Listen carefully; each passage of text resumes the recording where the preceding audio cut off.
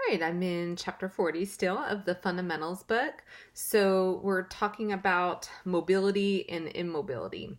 So let's now talk about DVTs or deep vein thrombosis. So it's important to understand what the symptoms of a DVT are, what your interventions would be, and patient teaching for prevention of DVTs. So symptoms of a DVT include unilateral edema, like swelling, pain, warmth, and erythema in one leg. You may also have groin pain in addition to calf pain or instead of calf pain. So if you suspect that your patient has a DVT, you want to notify the provider, of course. You want to elevate that leg, the affected leg, and administer anticoagulants as ordered by the provider. So how do we prevent DVTs? Well, because a lot of DVTs are caused by immobility. So it's important to teach our patient to increase activity and change positions as much as possible, because immobility definitely increases the risk of DVTs.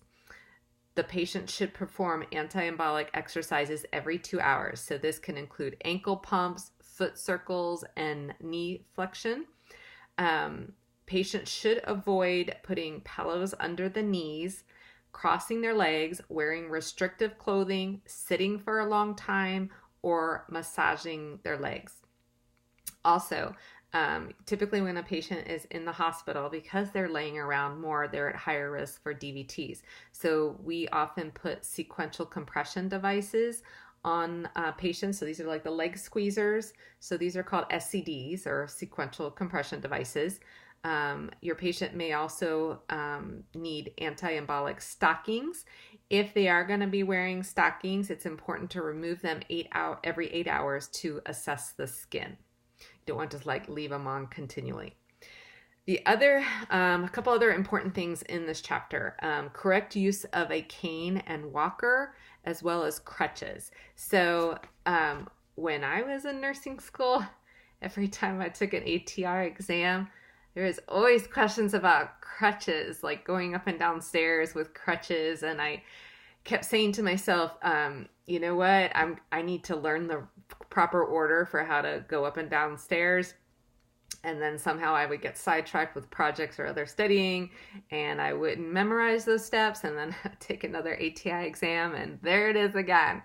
And I'm like, I really need to learn about these crutches. So, unfortunately for me, with my books that I had when I was in school, there wasn't really clear instructions on how they're supposed to do this. However, in the latest books, on the updated books, the 2016 editions, there is good information about this, so you can memorize this more easily. So let's first talk about use of a cane. So with a cane, you always want to ensure that there are 2 points of support on the ground at all times. You want to position the cane on the stronger, meaning the unaffected side of the body. You want to support your body weight on both legs unless it's contraindicated. You want to move the cane forward 6 to 10 inches, move the weaker leg forward, and then move the stronger leg past the cane. So those are some important things to know about a cane.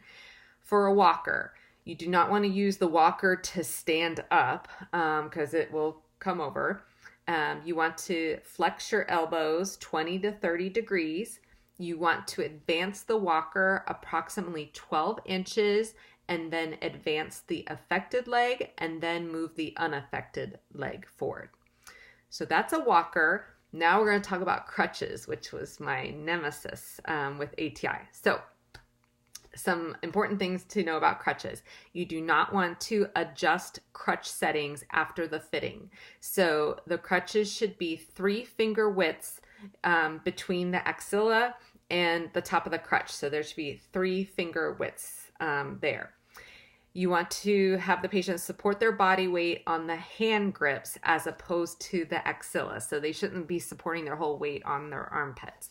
And their elbows should be flexed at 30 degrees. For walking, when the patient is non-weight bearing on one leg, you want to start in a tripod position, advance both crutches and the injured leg which is not on the ground, and then move the unaffected leg forward beyond the crutches. For sitting and rising from a better chair, you want to position the crutches on the unaffected side.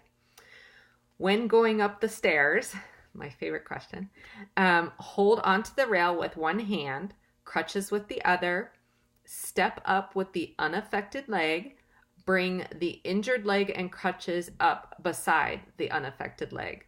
When going down the stairs, place crutches and the injured leg on the step below, and then bring the unaffected leg down. So you may have to kind of visualize this in your head. And if you look in the, I think it's the pink ATI book, the comprehensive book, if you have that one, it will, it has some little diagrams and stuff too, which are super helpful. So again, I didn't have that pink book when I was in school, but you do. I would definitely know safe use of crutches, getting up, going up and down stairs, etc. Safe use of a walker, safe use of a cane. Definitely worth reviewing. So I am going to stop here, and we will pick it up with chapter 41 and talk about pain in my next video. Thanks.